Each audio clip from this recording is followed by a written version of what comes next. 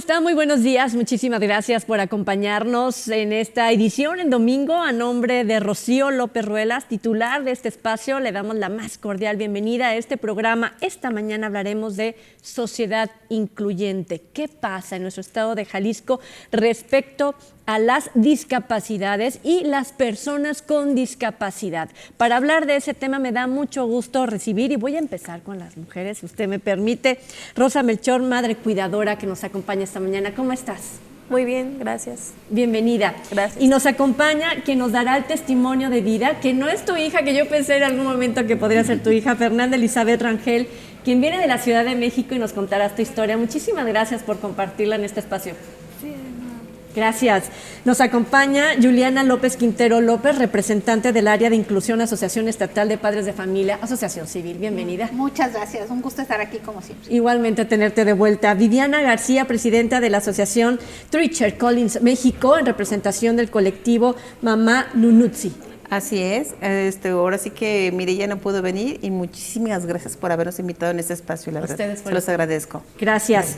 Francisco Martín Martínez Vázquez, director del colectivo Guadalajara Discapacitada. Bienvenido. Buenos días, muchísimas gracias. Y aparte, consejero estatal de Participación Ciudadana, representante de las personas con discapacidad. Excelente. Pues, ¿y qué tal si empezamos Claro que poniendo sobre la mesa qué es la discapacidad?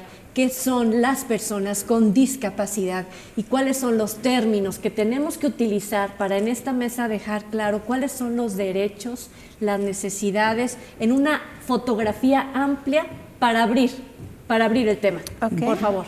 Bueno, las personas con discapacidad son personas que tienen una disminución física en su comportamiento corporal y puede ser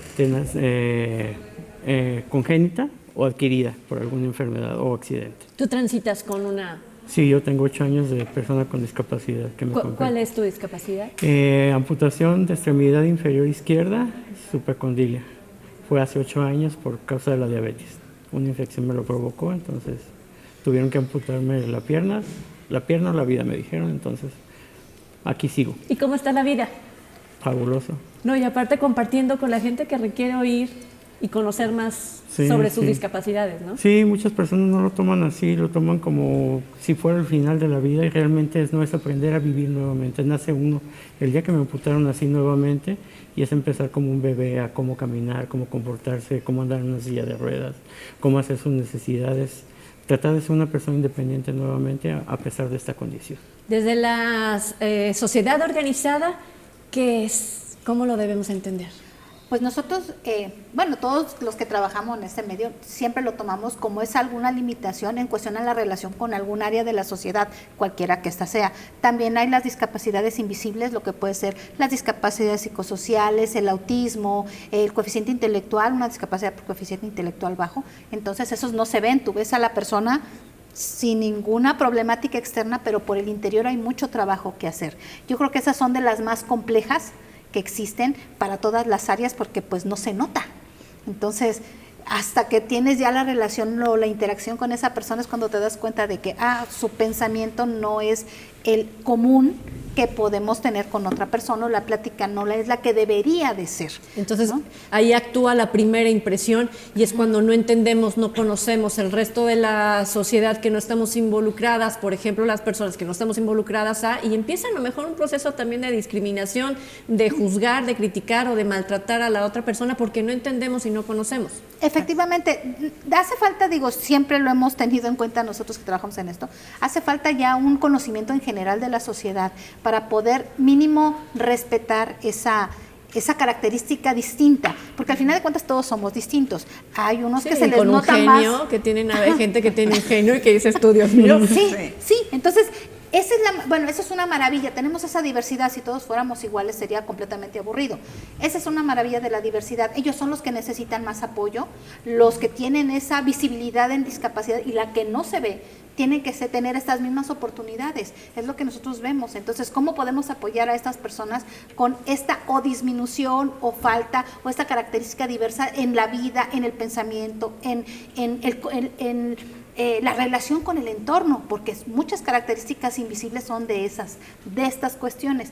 Entonces nos hace falta mucho por aprender todavía, hasta nosotros que trabajamos en esto. Desde Treacher Collins, México, ¿cómo se ve? Híjole, hablar con respecto a la palabra discapacidad abarca bastante.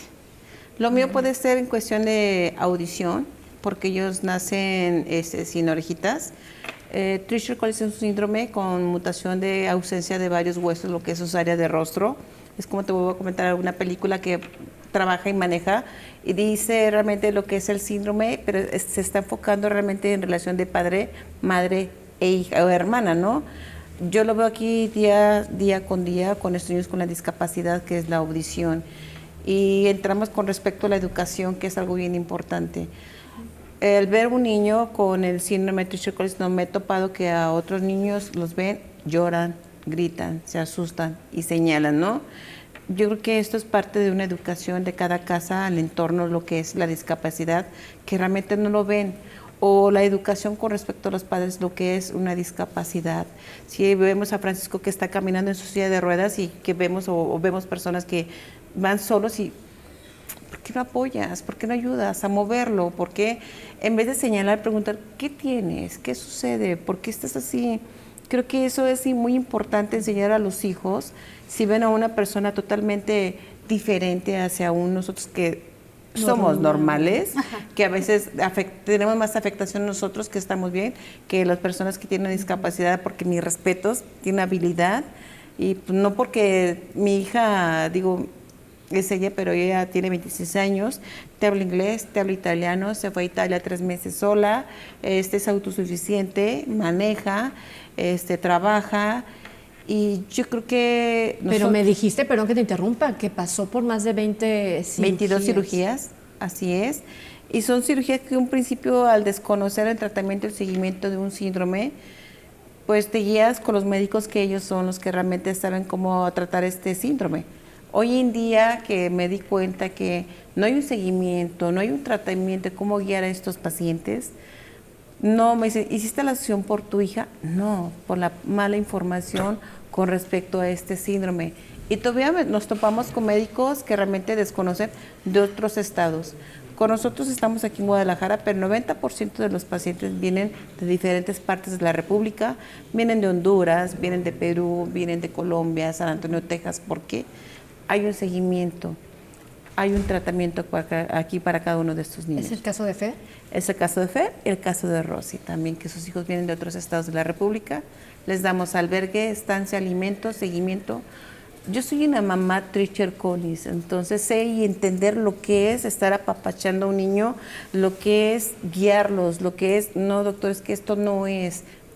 Yo defiendo a capa y espada a estos niños. Fer, ¿tienen razón lo que están diciendo? ¿Sí? Sí. ¿En qué tienen razón? Que algunos niños te ven y se asustan o te empiezan a discriminar por cómo te ves. ¿Desde cuándo tú notaste que esas personas tenían una relación diferente contigo? ¿Desde cuándo lo empezaste como a sufrir, que llegaste a casa y dijiste, no entiendo por qué es diferente conmigo? Desde muy pequeña. ¿Cuántos años tienes? ¿Puedo preguntarte cuántos años tienes ahora? Sí, tengo 12 años. ¿Y cómo ha sido desde ese pequeño que, cuando dices, tú estaba muy pequeña, cuando te enteraste, cuando captaste esto que estaba sucediendo, a la fecha? Pues yo antes estaba chica y me empezaban a decir de cosas, se asustaban o me señalaban. Y ahora estás aquí enfrente de la tele, ¿cómo? No sé. ¿Cómo le haces? O sea, ¿cómo procesaste esto? Porque no es como procesar una discapacidad, es procesar lo que el mensaje que la gente está transmitiendo todos los días en tu entorno, afuera. ¿Eso cómo lo manejas en tu mente? No sé, yo solo igual me he puesto a pensar en cómo he logrado estar hasta acá. ¿Y cómo? No sé, siento que... Fíjate que yo me imagino que con esto que haces aquí, es parte de lo que a lo mejor otras personas al momento de estarte viendo, escuchando, podrán ir abonando justo a superar algunas cosas que se presentan con la discapacidad, como puede ser el cansancio, Sí. la falta de información, Sí. una especie de tolerancia a, ¿no?, la frustración, por ejemplo, por parte de madres y padres de familia. En tu caso, Rosa, que vienes de Toluca a buscar en Jalisco el apoyo que requieres, ¿cómo ha sido para ti la discapacidad? Híjole, pues la discapacidad pues llega a nuestras vidas con el nacimiento de mi hija. Se llama Miriam, tiene 5 años y pues la verdad, o sea, desde el momento que nació, pues no nos dijeron realmente cuál era el síndrome que tenía mi hija. No nos dijeron que era Treacher-Collins, nos dijeron que era un síndrome dismórfico en el hospital que ella nació. Entonces, de ahí de Toluca a mí me mandan a la Ciudad de México, a un hospital. Ahí me dicen que es el síndrome, o sea, el síndrome que tiene ella, Treacher-Collins, pero no me supieron dar un seguimiento, o sea, no me supieron, pues como aquí, o sea, los doctores orientar, ¿sabes qué? Pues va a tener esta cirugía, después sigue esto y esto, o sea, no me supieron orientar. O sea, yo ahí vi que realmente, o sea, hay muchos doctores que no saben acerca del síndrome. ¿Y qué hiciste? Entonces, pues yo contacté a la asociación. O sea, ¿te metiste en internet Sí, o qué? me apareció la página, me contacté con Vivi, entonces pues ella me brinda la ayuda. Digo, pues vámonos para Guadalajara. Y ya tenemos 3 años en la asociación. Y de pasar al que en cuanto viste a tu bebé y no te supieron dar más información, ¿qué pasaba por tu mente en ese momento? ¿Hay miedo? ¿Hay qué? Pues sí, parte de eso, o sea, sí es el miedo, frustración. Son muchas cosas, la verdad, se juntan muchas cosas, muchas ¿Quién estuvo emociones. contigo en esos momentos? Pues se podría decir que mis hermanos, la familia más cercana a mí. ¿Pareja? ¿Papá de Ajá. tu niña? Sí. Ujú. Ujú. Y todos en sintonía comenzaron a decirte, venga, ¿qué hay que hacer? Pues no como tal todos, pero pues más yo, o sea, yo quiero que mi hija tenga una mejor calidad de vida. Entonces es cuando yo empiezo a buscar. Es que, ¿sabes qué te pregunto? Porque es muy diferente, en realidad, tener una ayuda Sí. a el espaldarazo o el apapacho Sí. de vas a salir adelante, Sí, sí. ¿no? No te preocupes, pero a la hora de Del el trancazo. dinero, el abrazo, el cargar, el subir, ¿había gente a tu alrededor? No, realmente nada más. Curiosamente, esto que acabas de mencionar, yo creo que la sociedad no estamos preparados para una discapacidad, para un niño con un síndrome, y va en torno, tanto familia, todo lo que está a tu alrededor. Yo dije, ok, tengo mi hija, tengo la familia, amigos, y como que se desaparecieron por pandemia, digamos, y te encuentras sola, a final de cuentas. Y dices tú, ¿qué hago ahora? ¿Por dónde camino? En mi caso estamos hablando 26 años atrás, que es tocar ¿Te puertas. pasó lo mismo? Que es tocar puertas, que es buscar dónde, cómo y con quién, que te topas con médicos realmente, pues, no voy a generalizar porque hay médicos muy buenos y la verdad que merecen mi respeto, que hay médicos que no saben ni qué es lo que tienen y pues te dicen, ¿a qué vienes? A perder el tiempo cuando tú buscas una ayuda, buscas un aliento y te encuentras sola con tu hijo. Y eso es muy duro porque si tenías tu familia, pues hoy en día a los 26 años que tiene mi hija a lo mejor no sabían cómo acercarse a uno, ¿no?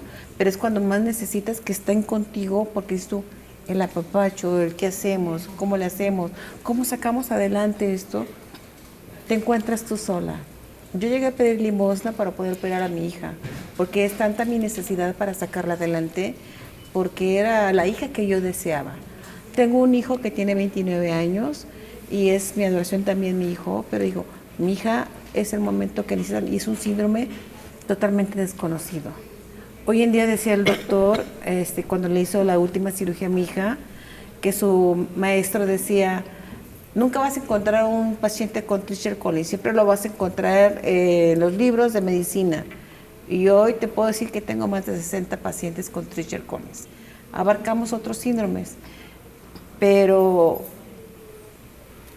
yo digo, no es lo mismo, pero es igual. Yo aprendo de ellos, mi experiencia les platico yo a ellas, que en esta vida todo se puede y se puede lograr muchas cosas. Por algo nos manda un hijo especial, un hijo diferente. Fui mamá, bueno, soy mamá cuidadora, porque no nada más con mi hija, sino que todos los que vienen de otros estados, para mí es mi familia.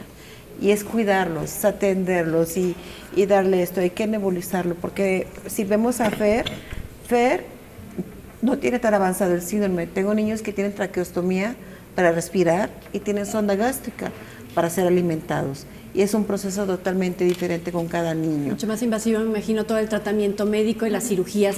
Vamos a platicar precisamente de estos tratamientos, ¿no? Esta forma de hacerlos pasar de una condición a una mejor calidad de vida a cada una de las personas con discapacidad. Hacemos una pausa y regresamos. Esta mañana estamos hablando de sociedad incluyente. Al volver.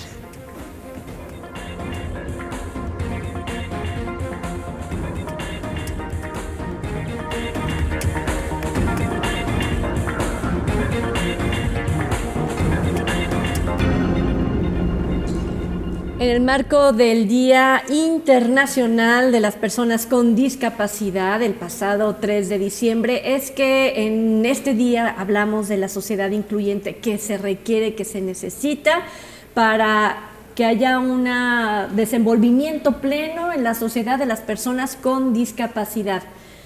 Hay que hacer cirugías, terapias, pagar instrumentos para poderse trasladar. ¿Cuántas cosas se requiere tener para esa mejor calidad de vida? Pues desgraciadamente, fíjese que en mi caso muy especial, siento que no hay un protocolo de atención a una persona con discapacidad, ya sea por nacimiento o adquirida, porque no hay una atención, se necesita un psicólogo para dominar el duelo y salir adelante, saber qué alternativas podemos tomar, como en mi caso, que si iba a utilizar prótesis, que si iba a utilizar muletas, silla de ruedas. Entonces todo eso lo va aprendiendo uno con las experiencias que va adquiriendo de las demás personas con discapacidad. Pero desgraciadamente no hay un protocolo de atención que lo pueda uno guiar, o como mencionaba ahorita Vivi, no hay un protocolo de los médicos que debe de seguir, el tratamiento que debe de seguir adecuado para poder salir adelante como persona con discapacidad. ¿Has trabajado en la parte pública también o colaborado en el sector público y ahora en la asociación civil? Juliana, ¿por qué no pasa eso? ¿Por qué no hay un protocolo generalizado? Bueno, yo aparte de trabajar en eso, soy madre de un joven con autismo, un joven adulto con autismo. Obviamente mi relación, yo estoy en la comisión de autismo, mi relación es más con estas discapacidades invisibles. Pues nos hemos dado cuenta que realmente no hay una materia dentro de la currícula cuando tú estás en esta cuestión de la carrera de médico, te vas a tu especialidad, pero en ninguna especialidad manejan un protocolo de cómo atender a una persona con alguna discapacidad. Como tú lo dijiste, las asociaciones son las más preparadas y las mejor preparadas en estas cuestiones, y por eso tenemos esta habilidad de seguirnos preparando y hacemos todos los intentos, sacrificamos mucho dinero y muchos ingresos para hacer mejor para nuestra población. Ahora, los médicos llevan una currícula. Cuando ellos se reciben, ¿cuál es la cercanía que tienen con una persona con discapacidad? Por ejemplo, cuando nace una persona con síndrome de Down, lo primero que te dicen es, híjole, le tenemos una mala noticia. Ah, tiene un niño con síndrome de Down. Desde ahí vamos mal. ¿Qué te pueden decir? ¿Sabe qué? Su bebé está sano, peso tantos kilos, etcétera, etcétera, pero tiene esta condición. Le recomiendo que hay todas estas alternativas de atención para que pueda dirigirse y le puedan dar una mejor explicación y le ayuden a cómo evolucionar con su hijo y que salga adelante. Eso no te lo dicen. Es más, hay veces, a mí me tocó el caso de una mamá que tuvo a su bebé. Con el tiempo, el autismo a veces se diagnostica muy joven, a los 18 meses. Hay ocasiones en que se detona y después de los 2 años y medio empieza a haber un retraso, y hasta que le hacen el diagnóstico, porque es un diagnóstico muy complejo y tenemos muy pocos especialistas en México, cuando llegan a hacerlo, lo primero, a una mamá me dijo, salió llorando del consultorio y dice, Juliana, me dijo el doctor que era mi culpa, que yo era una mamá congeladora, que no lo sabía cuidar y por eso mi hijo tenía esta característica de autismo. O sea, desde ahí la falta de preparación del personal para darte o dar un seguimiento de estas noticias, digo, no son todos. Hay médicos que cuando te ven, lo primero que se hacen, antes de decirte algo, se instruyen. Mínimo, ahora tenemos el maravilloso Google, dijo. Mínimo en el teléfono. Mínimo en el momento. En la puerta me llegó, del cuarto. Esta característica. Hay un tamiz, ¿no? Hay una prueba. hoy en día. ¿Qué pasa con esa prueba? Es que en el tamiz lo que te diagnostican... Porque pues, hay varios niveles de tamiz. O sea, Sí, claro. Ajá. Sí. tú Sí, puedes pagar sí. el más elemental o te lo da Ese el es servicio gratis, público. ese te lo da el o servicio te podrías público. ir a algo muy... muy particular y específico, pero ahí lo principal son estas discapacidades que son genéticas. Pueden venir algunas, no todas también, que esa es la problemática. También te pueden decir si puede padecer algún problema que pueda generar discapacidad intelectual y es cuando te preparas. Si va a tener esta característica, me voy preparando. Si hay algo con lo que lo pueda detener, voy. Entonces, para eso sirve el tamiz principalmente, esas Y características. quisiera preguntarle a Rosa si te pasó esto que está dibujando Juliana, ¿no? Este doctor que llega y en lugar de decirte, vamos, tienes un reto enfrente y tienes estas opciones, o como no lo narrabas, ¿no? Te inyectaron pesimismo y te inyectaron... ¿Sí? De hecho, fueron muy crueles, la verdad. Fueron muy crueles porque, pues, cuando nace mi hija, me dicen, ¿sabe qué? Acaba de nacer, es una niña. Y empiezan, pero tiene esto y esto y esto y esto y esto y esto. Entonces, yo la verdad me bloqueé. O sea, yo quedé en shock, o sea, total. No me la dieron, se la llevaron a los cuneros para revisarla y todo. Entonces, después, cuando a mí me dejan pasar, ir a verla, había una doctora ahí en los cuneros. Esta doctora fue muy cruel conmigo, muy cruel porque, o sea, lo primero que me dijo, ¿usted es la mamá? Le digo, sí. Le digo, es mi hija. Y pues sí, o sea, me dolió lo que me dijo porque me dijo, ¿cómo cree? ¿Por qué trae hijos al mundo así? Sí. ¿Tomó ácido fólico? ¿Fuma? ¿Toma? ¿Se droga? No, que no. ¿Y su esposo? Tampoco. Entonces fue muy cruel, la verdad. Mucho Afortunadamente, menos. Sí, afortunadamente, cuando ellas salen, entra un enfermero y me dijo, ¿sabe qué, mamá? Cálmese. Todo lo que tiene su hija, todo lo que tiene, se puede operar. Pero se le voy a ser bien sincero, tiene que tener mucha paciencia, porque su segunda casa va a ser el hospital. ¿Y así es? Y así fue, y así es, y hasta el día de hoy. ¿Cuántas cirugías lleva tu niña? Hasta el momento lleva 3. ¿Y cómo está? Muy bien, gracias a Dios, muy bien. Sí, Sus la hemos... oídos, su funcionalidad en cuanto a, por ejemplo, me dices que hay un... Sí, el que trae ahorita Fer es un aparato de vibración ósea. Volteate un poquito para que te lo veas. Como ellos no tienen formadas las orejitas, ella tiene un poquito formadas las orejas, están chiquitas. Ahí nomás tienen como un botoncito. Entonces no pueden tener un auricular porque no tienen dónde colocárselo. Entonces una diadema de vibración ósea, pero la verdad qué maravilla, porque con vibraciones ellos escuchan. Sí. Y es algo grandioso la tecnología, pero la desventaja que un aparato de estos cuesta un buen billete. ¿Cuánto? 60, el más dentro del margen de los buenos, bonitos y baratos, te sale 68,000 pesos, ¿no? Sí. Y hay mamás de bajos recursos que realmente no lo pueden tener. Sí. Hay mamás que, mis respetos, que hacen rifas, se mueven y hacen por tener algo a sus hijos, ¿no? Y es algo maravilloso porque ahorita lo que menciona Rosy con respecto a los médicos, yo también me llegué a topar con médicos que son crueles, ¿no? Me llegaron a decir que mi hija tenía síndrome de Down, te bloqueas, lloras, buscas una alternativa con las personas que realmente son médicos y que a eso se dedican y que te quieren, creo que quitarte la venda de los ojos y ver la realidad de la situación. Y es peor, porque te hunden más de cómo te sientes. Y déjame preguntarle a Fer, ¿tú cómo haces para relacionarte todos los días con este aparato que traes en tu cabeza? Lo tienes que cuidar, sabes lo que cuesta, pero sabes lo que lo necesitas y lo tienes que en tu bolsita, te duermes, lo acomodas. ¿Cómo es tu relación con él todos los días? Pues desde que me levanto tengo que dejarlo en un lugar donde no haya líquidos para que no los tiren y se descomponga. Y cuando llueve tengo que cuidarlo porque si no se me puede descomponer. Y tengo que tener mucho cuidado con él porque si unos niños así por curiosidad intentan agarrarlo o jugar con él, lo pueden descomponer y cuesta mucho.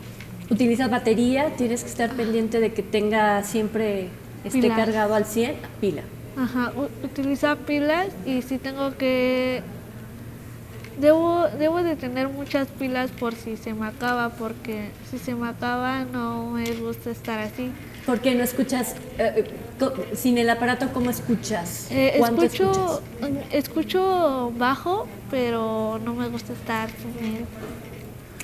Y menos en la escuela, supongo, ¿no? No. Sí. ¿Te van a regañar? Fer, te estoy hablando, ¿no? Oye, Fer, eres una niña o desde que lo empezaste a usar tenías menos años. ¿Lo pudiste haber perdido, quebrado? ¿Te sucedió? Pues sí me llegó a pasar en la primaria. Cuando estaba en segundo o tercer grado, un niño lo agarró y me lo azotó y se me descompuso. Y estuve varios días sin él y sí me sentía mal. Sí. ¿Aprendió este niño? ¿Entendió lo que hizo? O sea, algún profesor le dijo, una profesora, la directora le dijo, mira lo que hiciste. ¿O no pasó nada? Ya la bronca fue tuya y de tu familia. Solo nos dio 200 pesos y a ver si lo podíamos reparar. Eso es bien difícil, es en cuestión de aparatos, insumos de cada paciente con una discapacidad, que las personas ajenas que no saben el valor, el sacrificio que hace cada familia o cada mamá para obtener ese aparato.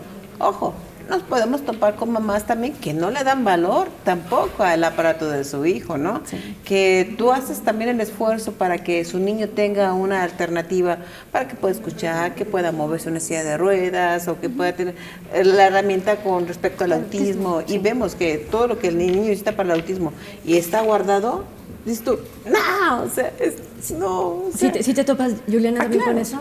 Sí, nosotros generalmente es que el autismo es tan diverso, es un mundo, por eso se llama el espectro, porque es completamente diferente. Entonces, yo tengo chicos con autismo, por ejemplo, tengo un chico en la escuela de mi hijo que tiene autismo y ya hace unos meses quedó ciego. Entonces, qué complejo, ¿no? De que aparte es un problema muy sensorial, ellos son con muchos problemas sensoriales en cuestiones táctiles, en cuestiones visuales. Por ejemplo, mi hijo no soporta un tono de verde. Hasta la fecha no sé qué tono de verde. Pero ve ese tono y se agacha, él ya está mayor, él entiende, él comprende qué tiene que hacer, agacha la vista y sigue caminando, ¿no? Por ejemplo, tiene hipercusia es que tiene alteraciones auditivas. Lo llevé con un músico en ese momento y me dice, es que tu hijo tiene la característica de oído absoluto. Él escucha tonos que nosotros no. Y sí, o sea, yo lo creo porque a veces que dice, mamá, ¿ya oíste que esto está bugueado?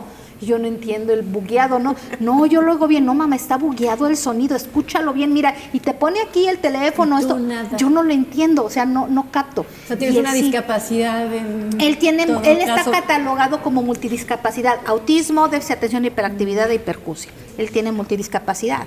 Es complejo y más en el entorno escolar.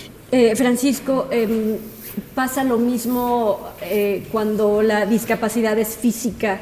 El problema es que, por ejemplo, a mí se me hace tan difícil transitar en la zona metropolitana de Guadalajara, por poner un ejemplo, ¿no? Cruzar una avenida grande, si está el semáforo en rojo no importa porque el otro ya se pasó, porque viene dando la vuelta no le importa, hacia mano izquierda hay gente atravesando. Si para la gente en general es difícil, ¿qué tan difícil es para ti? Precisamente el nombre de Guadalajara Discapacitada del Colectivo es un nombre de desprecio y discriminación, porque el Guadalajara es la discapacitada para nosotros, para cualquier persona con discapacidad, ya que ni vialidades, ni banquetas, ni rampas están hechas a la norma 50, que es la norma donde te indica exactamente la pendiente que tiene que tener una rampa, la amplitud que tiene que tener una banqueta completamente despejada para que pueda circular libremente la silla de ruedas. Entonces, y desgraciadamente, como aquí en Guadalajara, normalmente se rigen por el reglamento de zonificación que está hecho en el 2001, ese reglamento, y la norma fue ya hecha en el 2006, entonces hay muchas desigualdades en los términos y en las condiciones que utilizan ellos. Y desgraciadamente se sigue acostumbrando que todo este tipo de proyectos los hacen personas convencionales o personas sin discapacidad que piensan que eso va a favorecer a una persona con discapacidad, que realmente es la que vive la condición y sabe lo que le puede hacer útil y lo que no. En Guadalajara está una persona con discapacidad al frente de todos estos proyectos. No llega el impacto a las políticas públicas para que esto se modifique, o sea, en realidad no se toma tan en serio o no se les escucha. Me imagino que ustedes como asociación han escrito, llevado proyectos y han dicho, oigan, quiero una Guadalajara diferente. ¿Qué hay con todo eso? Yo, tocando ese tema que menciona, tengo 2 iniciativas de ley, de reforma de ley, una era para la restauración del servicio del trolebús los domingos, que se impide por la vía recreativa, donde todos los diputados, 33 diputados, votaron a favor, y está desde el 9 de febrero de este año en el congelador en la Secretaría de Movilidad y Tránsito, sin dar ningún movimiento. Sigue varado ese tema, a pesar de que fue amparado por la votación de los diputados. ¿Y ningún diputado o diputada ha dicho, oiga, por qué no respetan lo que ya se aprobó? La diputada que me ayudó a hacer esta promoción de esta iniciativa, no ni a ella la reciben. Sí está, pero ni siquiera ella la recibe el secretario de Movilidad. ¿Cómo? Uh-huh. Sería genial invitarlos a ellos a que se suban a una silla de ruedas y vean lo que es andar. No tanto, tenemos rampitas, ¿no? Pero las rampas son para las motos y bicicletas, ¿correcto? Les queda muy bien Les queda perfectamente bien, pero camínale en un área, una calle normal, sabes que yo prefiero bajarme. Yo lo decía cuando íbamos empezando el programa, ¿no? A lo mejor fuera de cámara, que la sociedad organizada está haciendo lo que le compete hacer a las autoridades, ¿no?, de gobierno, de todos los niveles. Sin embargo, son ustedes quienes llevan todavía más la delantera. Yo no dudo que, Rosa, seas o tengas mayor capacidad para atender a otras personas, no solamente a tu hija Miriam, sino a otras personas más, porque tú sola has ido aprendiendo. Sí. Vamos a hablar precisamente de esto, ¿no?, entre la autoridad y la sociedad organizada. ¿Cómo no logran todavía embonar para hacer buenos protocolos para la atención de las personas con discapacidad al regresar de la pausa? Sí.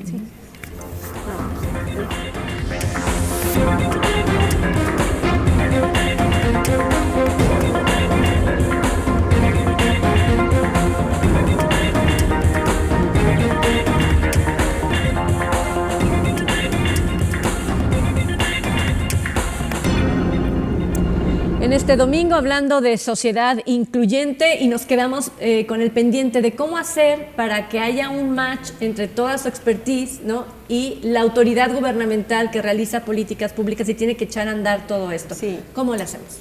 Pues ahorita nosotros tenemos la apertura, fíjate que sí hemos tenido buenas voluntades de que nos han abierto las puertas. Nosotros también tenemos algunas iniciativas de ley, por ejemplo, la ley de autismo está también congelada, está desde marzo, más o menos, finales de marzo, y seguimos en pendiente, y está autorizada también por el Congreso para que se trabaje, y seguimos en pendiente que empecemos a hacer las mesas de trabajo.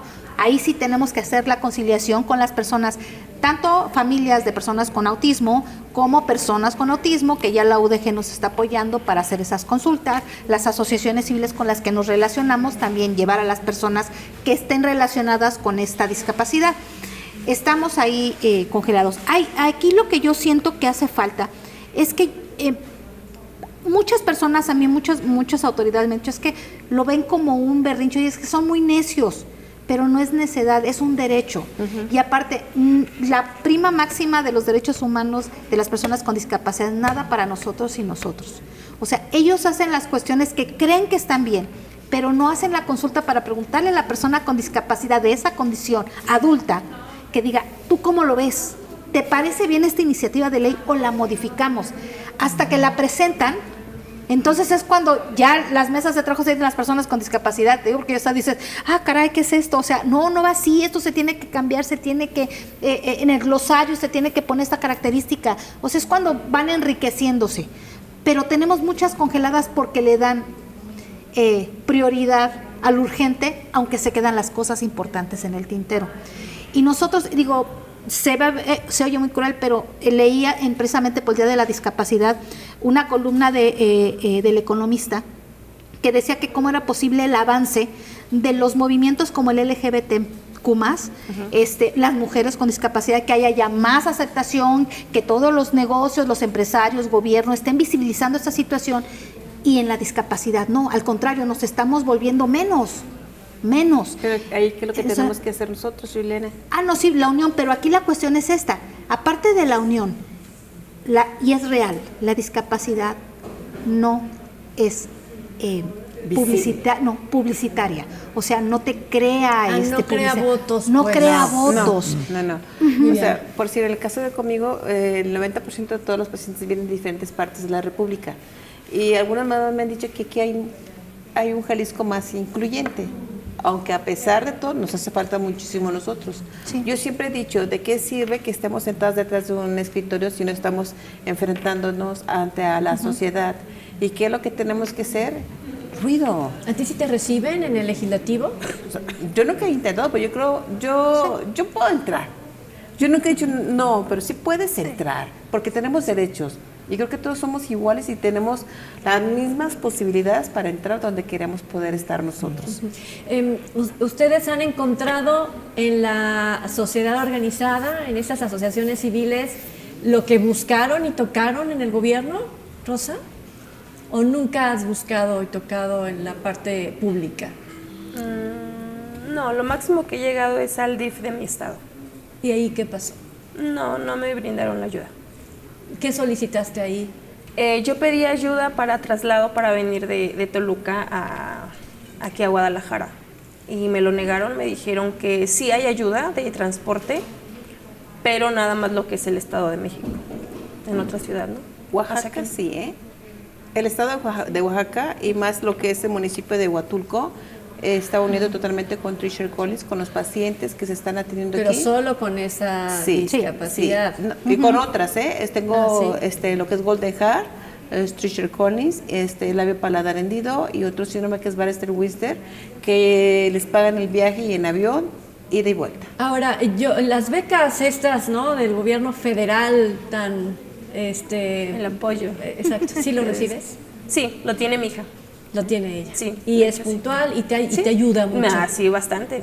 Sí, es con lo que te trasladas. Sí, es de mucha ayuda, la verdad. ¿Qué compras? ¿Qué son las cosas que no puedes dejar de adquirir? Además de los traslados a Guadalajara, ¿qué requiere tu niña? Pues es más, es más eso, o sea, los traslados al hospital, los gastos en las cirugías, medicamentos. ¿Las cirugías las pagas? Pagamos lo mínimo. Ajá. ¿O si te ayuda la asociación? Sí. Y lo tenemos el mínimo descuento. es, dependiendo de la cirugía, me imagino, dependiendo. ¿no? Pero vamos, si una persona que tiene capacidad económica se va y lleva a su hijo o su hija a un hospital, una clínica, a un hospital privado, ¿cuánto podría costar una cirugía? La cirugía de distracción extragénica, que es la principal, que es la más importante para estos niños para que puedan respirar, comer, dejen de tener apneas. Si es dos equipos, te cuesta alrededor de $500,000 de pesos. ¿Y esa operación ya la hizo tu niña? Se la van a hacer. Se la van a hacer. Entonces andas, pero así buscando billete y buscando... No, por parte aquí de la asociación. Por parte de la bueno, entonces la que anda buscando billete es otra. ¿No? Sí, entonces eso es lo que buscamos. Te repito, soy una mamá con Treacher Collins, soy una mamá TC, creo que las entiendo perfectamente bien en las necesidades de cada una de ellas. Hoy en día tenemos una casa que cuando llegamos ahí me dicen, ¿cómo la vas a querer esta casa? Como si viviera yo aquí en ella también. Sí. Fer, te pregunté ya si llevas cirugías. Solo he llevado una. ¿Y recuerdas todo el proceso? ¿Te pusiste nerviosa? Me puse nerviosa, empecé a llorar y pues ya me metieron al quirófano y ya no recuerdo. Bueno, solo recuerdo ya cuando ya me habían operado. ¿Qué fue lo que te hicieron? ¿Te explicaron? Me dijeron que me iban a hacer distracción mandibular, pero quedé mal. Quedó mal. Así es. ¿Y estás esperando otra cirugía entonces? Sí. La misma. ¿Por qué quedó mal? Ok, son distractores externos, son como fierros, esos se activan todos los días, lo hacen en la Ciudad de México y las mamás son las que tienen que darle vuelta. El equipo que manejamos nosotros es interno, el material por eso es más caro, no es tan invasivo, aparte que los niños hacen su vida normal, pueden jugar y todo esto, y los médicos son los que activan el distractor. A ella creo que no se lo colocaron bien, quedó chueca su mandíbula, aparte que ella tiene microcognatia, que es mandíbula pequeña, le quedó desviada, entonces hay que reparar, hacer la cirugía para poder acomodar y enderezarla. Ahorita está en tratamiento ortodóntico para que puedan manejar toda su dentadura. Es una regla, antes de cada cirugía hay que darle un tratamiento a sus dientes, como debe de ser, porque no pueden tener dientes con caries, dientes, o sea, con infección, todo esto antes de entrar a una cirugía. Bien. ¿Y la que siga, ya te dijeron cuándo va a ser? Sí, me dijeron que iba a ser el 30 de enero. ¿Enero del próximo año ya, del 2024? Sí. ¿Dónde te van a operar? Aquí en Guadalajara. ¿Y ya estás lista? No. ¿Cómo te estás preparando? Pues ¿Comiendo bien? ¿Haces tu vida diaria normal? ¿Haces algún tipo de ejercicio? no hago mi vida normal. ¿Tienes acompañamiento psicológico? Sí. Sí. Bueno, tenía porque ya me dieron de alta. ¿Qué te decía tu doctora, le decimos al psicólogo, aunque él licenciado o licenciada, ¿no? Pero ¿qué es lo que tienes que trabajar ante esta situación? ¿Confianza en ti misma? ¿Qué es lo que trabajaste? ¿Se puede saber, digo? Sí, pues solo me dijo que hay que estar tranquilas porque ese momento va a llegar tarde o temprano y que estuviera relajada, que no iba a pasar nada malo, que era por mi bien y que iba a quedar bien. Claro. Si tú te ves al espejo y dices, ¿qué es lo que quiero que pueda cambiar de mi cara y te convences de que la cirugía es el camino? Pues yo me veo al espejo y yo me quiero tal como soy, no quiero nada.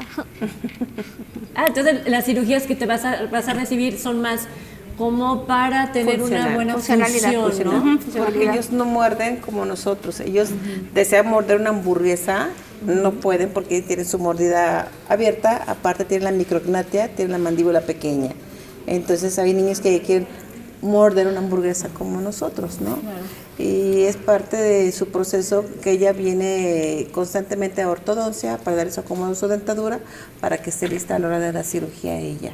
Fíjate que me diste hoy una clase, ¿no? Yo veo en el espejo y me fui por la parte estética y tú me has dicho hoy, es que eso es lo que la sociedad debe entender, que lo que nosotros queremos es tener una mejor funcionalidad, sí, ¿no? En nuestro... Sí. Sí. Así que te agradecemos mucho que en este espacio nos enseñes. Sí. Pasa lo mismo, Francisco. Tú también, digo, hay muchas cosas que te podrías... Yo te veo y no traes una prótesis. ¿Por qué no tienes una prótesis? Porque traigo los dedos en garra de la pierna derecha. Por la misma neuropatía, se me están reduciendo.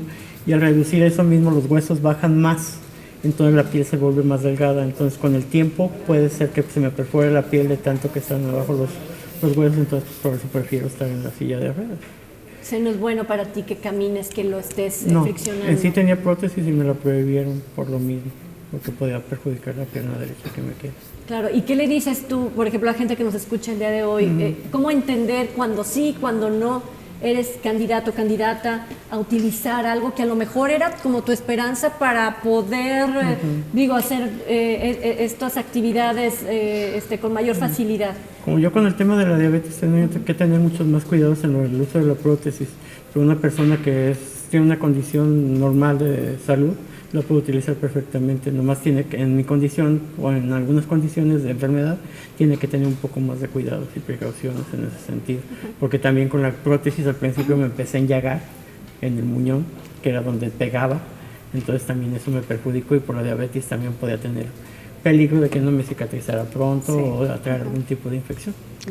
Y la gente con la que tú te acercas o la gente que se acerca contigo, tú también les ayudas, por ejemplo, a conseguir la prótesis en caso de que sí se requiera, Prótesis, la sí. silla, Sí, pues precisamente ahora en diciembre tuve la oportunidad de donar 2 sillas de ruedas a 2 personas de escasos recursos y yo no tuve los fondos, pero como dice, los conseguimos por tal de ayudar a una persona necesitada y nos movemos. Quizá para nosotros no nos movemos tanto, pero para una persona que realmente lo requiere, nos da el ánimo y la energía para poder cumplir esa promesa que tenemos con ellos. Tenemos que hacer una breve pausa. Regresamos platicando precisamente de esta sociedad incluyente al volver.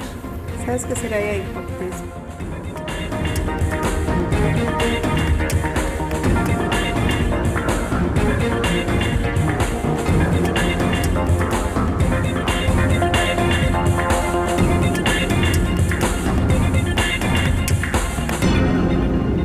Sociedad incluyente es nuestro tema esta mañana de domingo y en este último espacio, Rosa, tú eres una mamá cuidadora y justo te he preguntado cómo ha sido tu transitar con tu hija Miriam. ¿Qué sigue? ¿Cómo te ves tú respecto a la discapacidad de tu hija? Pero tú como Rosa, no lo que tienes que estar atendiendo, sino tú. Yo, híjole, una pregunta muy difícil, la verdad. Pues yo la verdad, o sea, siempre lo he pensado y digo, pues yo me veo al final. O sea, para mí como mamá cuidadora siento que lo principal es mi hija. ¿Y tú? Yo vuelvo a hacer la pregunta. ¿Tú? Sí. ¿Tú cómo te ves? No, pues... ¿Tú trabajas? No, yo me dedico tengo aparte de Miri, tengo a otros dos niños. Más pequeños. Más grandes. Te dedicas al hogar. Sí, al hogar. Ajá. Y ahí, entre que cuidas a tu hija, limpias, cocinas, subes, bajas, vienes a Guadalajara, etcétera, Sí. haces ejercicio, de repente te vas al salón de belleza, te arreglas tus uñas. No hay tiempo. No, ¿Te duele la espalda en algún momento? a veces. Ajá. Sí. ¿Y has ido al doctor y qué te dice? No, realmente no. ¿Tu salud cómo está? Pues hasta donde yo sé, bien. Muy bien, muy bien. Sí. ¿Qué pasa con las madres las madres cuidadoras? Sí. Yo creo que yo ya estoy del otro lado, porque mi hija pues ya tiene 26 años. Te olvidas de ser mujer. Creo que te pierdes. Y estás buscando lo mejor para tu hija. Pero hoy en día trato que ellas un poquito convivo con ellas acá en el espacio para que se encuentren como mujeres también. Bien, pues para despedir. Wow. Pues esto de la inclusión es muy complejo. Sí. Si no está todo esto es simbiótico. Si no tenemos un buen transporte, pues las personas con discapacidad no pueden ir a trabajar ni ir a la escuela. Ni las mamás cuidadoras pueden subir un niño en silla de ruedas en el transporte para que llegue y tenga la posibilidad de ir a la escuela. La inclusión, la fortaleza, el empoderamiento de las personas con discapacidad empieza en la familia, pero también tenemos que vernos al espejo como familia y estar bien. Si no estamos bien nosotros no podemos darle a nuestros hijos nada. Y hay discapacidades que son para siempre y que vas a gastar siempre. En mi caso mi hijo nunca va a poder estar solo, siempre voy a ser su cuidador. Entonces tenemos que ir modificando todo esto. Él vale mucho, pero si yo no estoy bien, él no va a tenerme a mí para poderlo apoyar. ¿Le encargamos la iniciativa? Sí. ¿No puede estar congelada? No, tiene que salir adelante porque es uno de los transportes más inclusivos. El problema es que casi el 100% del transporte se puede utilizar, sobre todo con personas de silla de ruedas, porque muchas veces toman el tema de accesibilidad con que ya tener una rampa ya es un transporte accesible y no se olvidan de las otras necesidades de las otras personas. Para despedir, ¿qué nos dices, Francisco? Pues que antes de ser una persona con discapacidad somos seres humanos, entonces como seres humanos tenemos la misma igualdad de derechos que cualquier otro ser. ¿¿Tienes teléfono de tu asociación que puedas compartir con la gente que nos escucha? Teléfono no, pero estoy en redes sociales, estoy como Francisco con S Martínez, a sus órdenes, y ahí me pueden encontrar y con gusto los apoyo. ¿Algún dato de contacto de Treacher Collins? Sí, pueden buscarnos en la página de Facebook como Treacher Collins México AC. Les voy a dar mi número telefónico, es el 33 13 08 37 57. Juliana. Nosotros también estamos en Facebook como Asociación Estatal de Padres de Familia, EPAFJAL. Estamos así, nos pueden buscar en Facebook y mi teléfono es el 7444-014152 para servirles el área de inclusión y estamos trabajando junto con Educación Especial de la Secretaría de Educación Pública. Pero échale ganas porque viene una cirugía. ¿Sí? Y enseñarle a tus compañeros y compañeras que hay otra forma de relacionarnos con las personas con discapacidad. ¿Cómo le haces todos los días para darles un mensajito y decirles, oigan, ya aprendan tantito? Pues casi no les hablo, pero sí les trato de decir que sean mejor eso o así, porque hacen mucho bullying a todas las personas y les trato de decir que no lo hagan, porque no saben cómo se sienten las personas. Vámonos con esa tarea como sociedad, ¿no? Aprendiendo a a ser una sociedad incluyente. A todas, a ti Francisco, muchísimas gracias. A usted por habernos sintonizado esta mañana, muchísimas gracias. Que tenga un excelente domingo. Gracias.